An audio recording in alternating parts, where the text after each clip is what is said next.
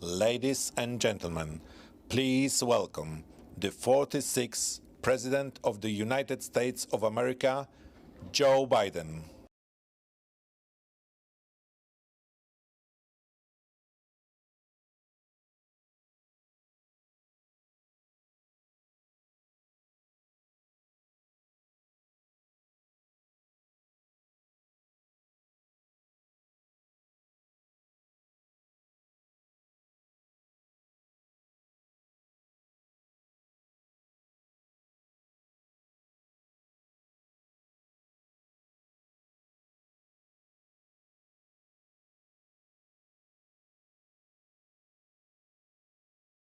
Hello, Poland.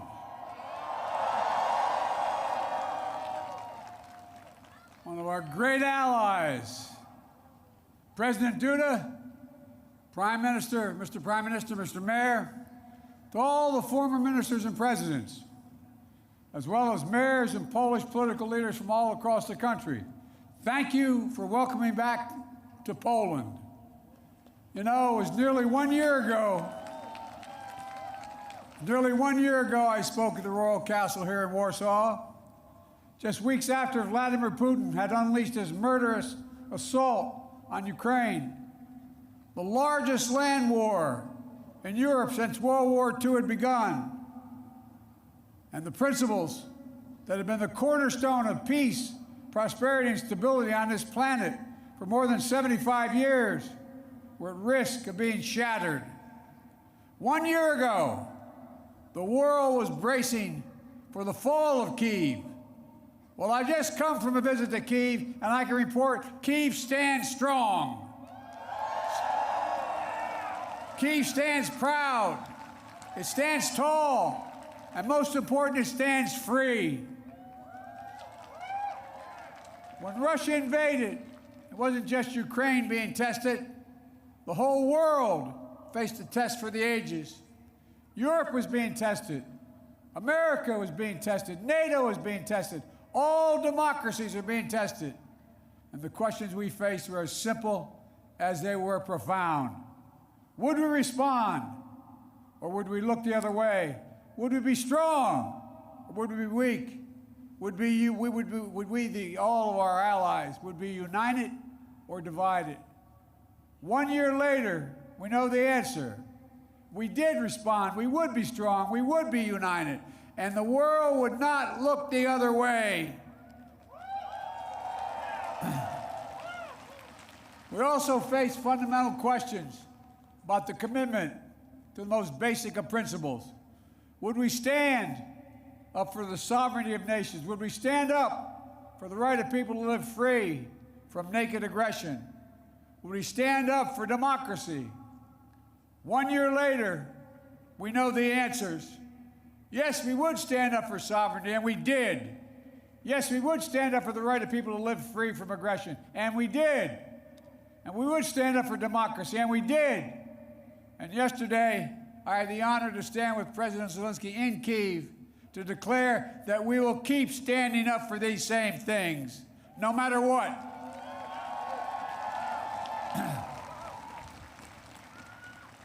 When President Putin ordered his tanks to roll into Ukraine, he thought we would roll over. He was wrong. The Ukrainian people are too brave. America, Europe, a coalition of nations from the Atlantic to the Pacific, we were too unified. Democracy was too strong. Instead of an easy victory he perceived and predicted, Putin left with burnout tanks and Russia's forces in disarray. He thought he'd get the Finlandization of NATO. Instead, he got the NATOization of Finland and Sweden. He thought NATO would fracture and divide.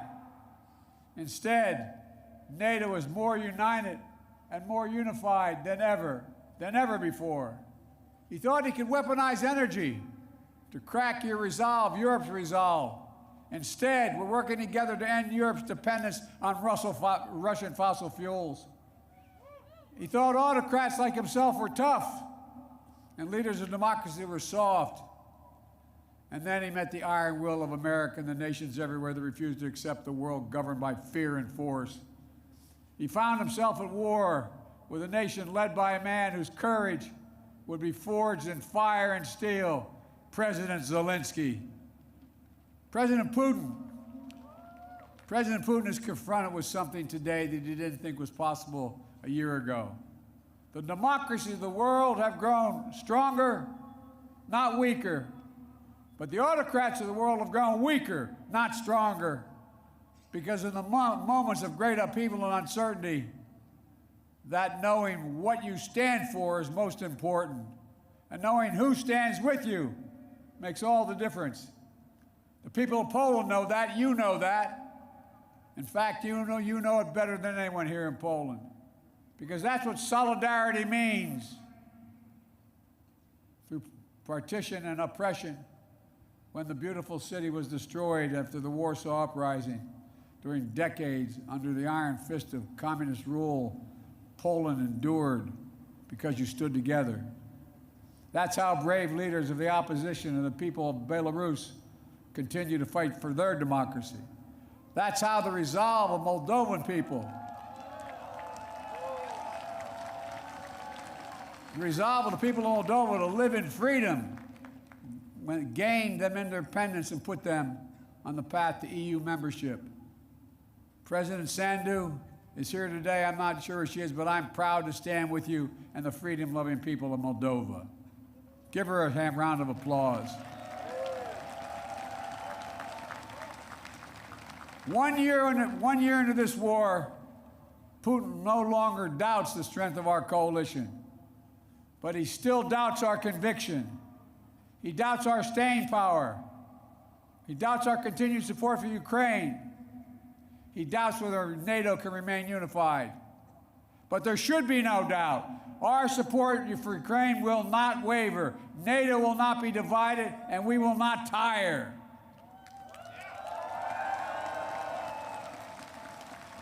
President Putin's craven lust for land and power will fail, and the Ukrainian people's love for their country will prevail. Democracies of the world will stand guard over freedom today, tomorrow, and forever.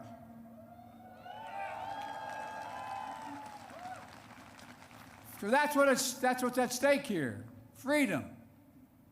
That's the message I carried to Kyiv yesterday, directly to the people of Ukraine.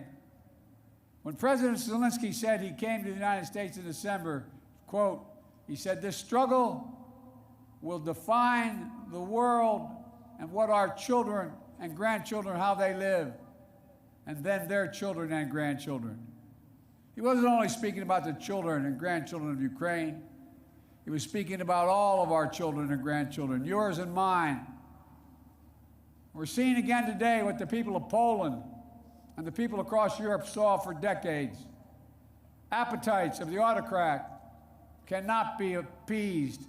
They must be opposed. Autocrats only understand one word: no, no, no.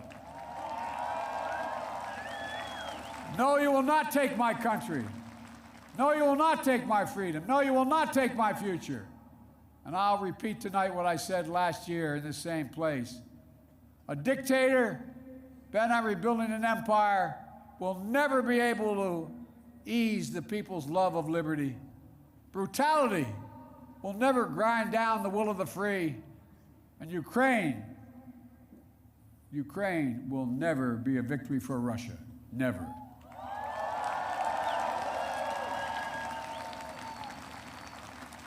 For free people refuse to live in a world of hopelessness and darkness. You know, this has been an extraordinary year in every sense. Extraordinary brutality from Russian forces and mercenaries. They've committed depravities, crimes against humanity, without shame or compunction. They've targeted civilians with death and destruction, used rape as a weapon of war, stolen Ukrainian children in an attempt to steal Ukraine's future, bombed train stations, maternity hospitals, schools, and orphanages. No one can turn away their eyes from the atrocities Russia is committing against the Ukrainian people. It's abhorrent. It's abhorrent. But extraordinarily, as well, has been the response of the Ukrainian people and the world. 1 year after the bombs began to fall, Russian tanks rolled into Ukraine. Ukraine is still independent and free.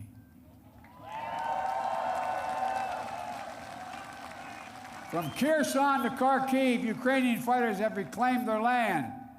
More than 50% of the territory Russia held last year.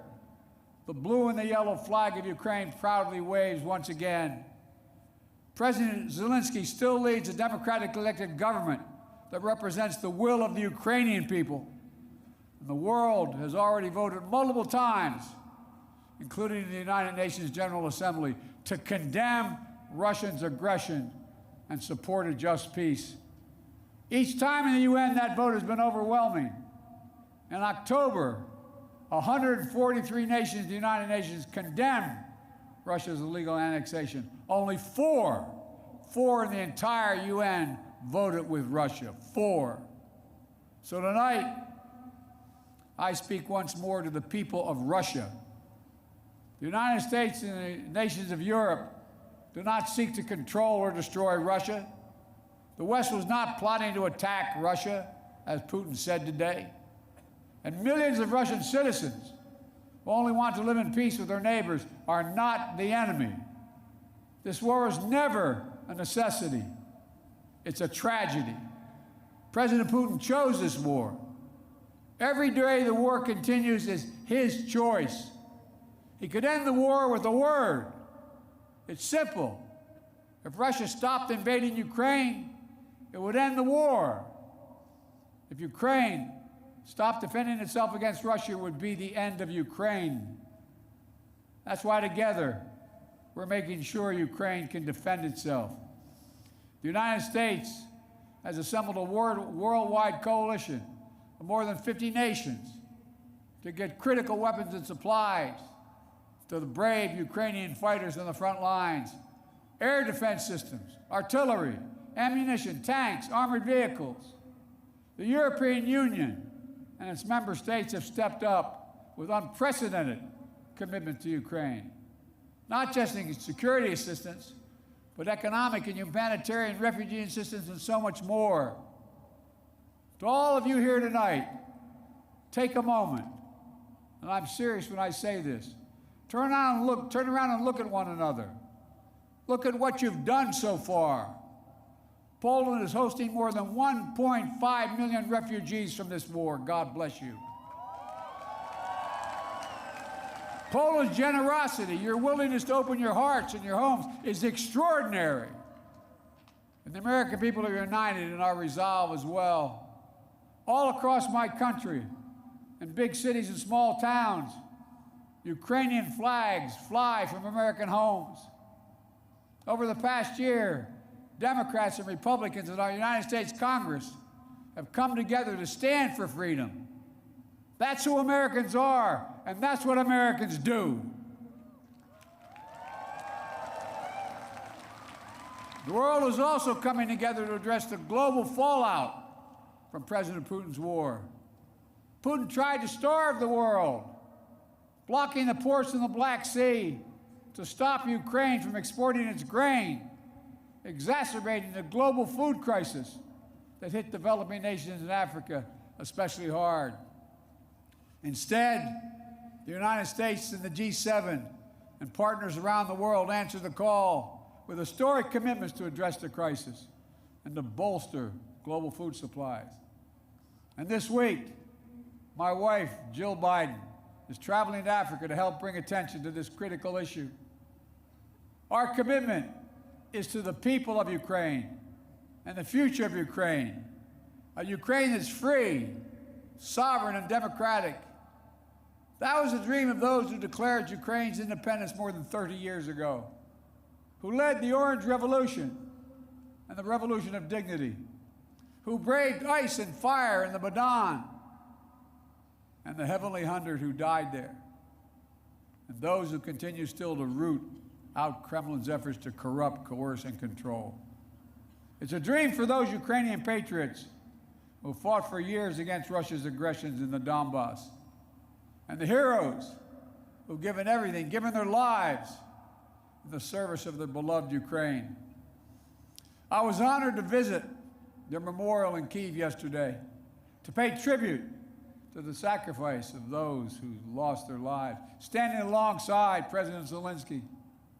The United States and our partners stand with Ukraine's teachers, its hospital staff, its emergency responders, the workers in cities across Ukraine who are fighting to keep the power on in the face of Russia's cruel bombardment. We stand with the millions of refugees of this war who found a welcome in Europe and the United States, particularly here in Poland. Ordinary people all across Europe did whatever they could to help and continue to do so. Polish businesses, civil society, cultural leaders, including the First Lady of Poland, who is here tonight, have led with the heart and determination, showcasing all that's good about the human spirit. Madam First Lady, we love you. Thank you all.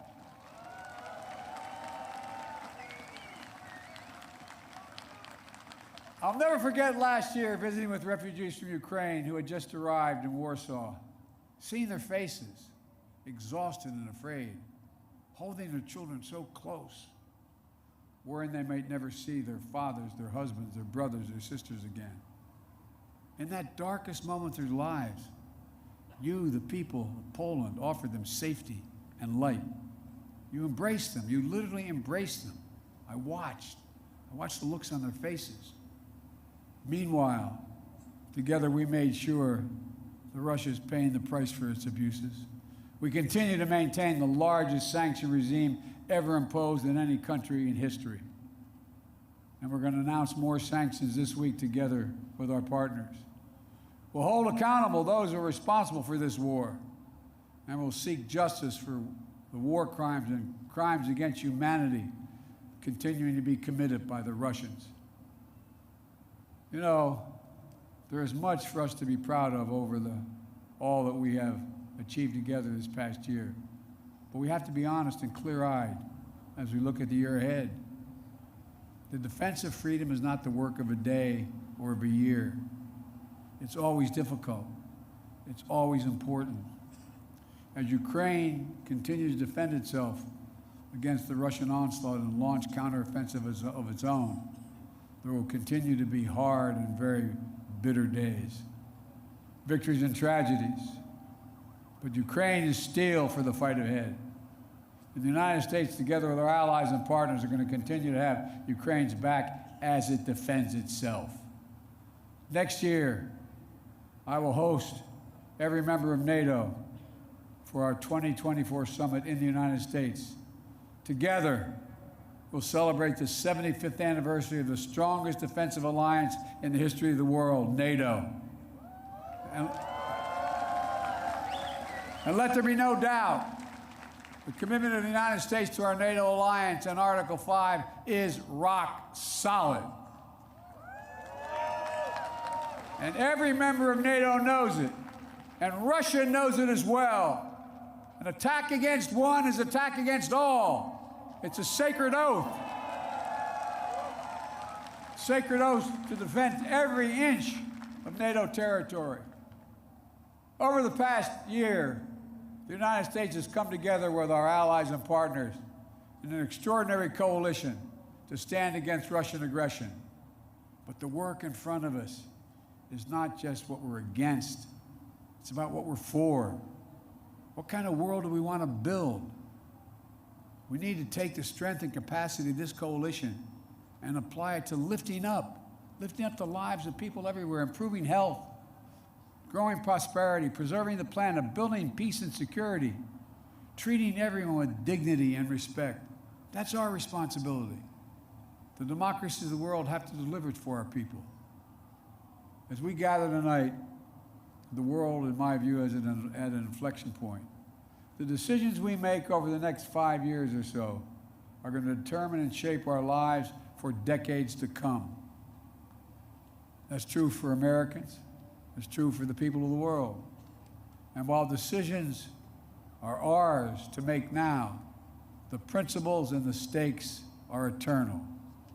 The choice between chaos and stability, between building and destroying, between hope and fear, between democracy that lifts up the human spirit and the brutal hand of the dictator who crushes it, between nothing less than limitation and possibilities, the kind of possibilities that come when people who live not in captivity but in freedom. Freedom. Freedom. There is no sweeter word than freedom. There is no nobler goal than freedom. There's no higher aspiration than freedom. Americans know that, and you know it. And all that we do now must be done so our children and grandchildren will know it as well. Freedom. The enemy of the tyrant and the hope of the brave and the truth of the ages. Freedom. Stand with us. We will stand with you. Let us move forward with faith and conviction and with an abiding commitment to be allies, not of darkness but of light, not of oppression but of liberation, not of captivity but, yes, of freedom. May God bless you all. May God protect our troops. And may God bless the heroes of Ukraine and all those who defend freedom around the world. Thank you, Poland. Thank you, thank you, thank you for what you're doing. God bless you all.